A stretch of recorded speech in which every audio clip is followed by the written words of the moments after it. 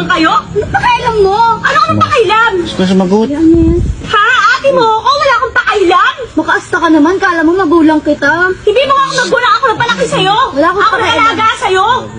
Inutusan pa kitang alagaan mo ko? Napakabastos mo talagang bata ka.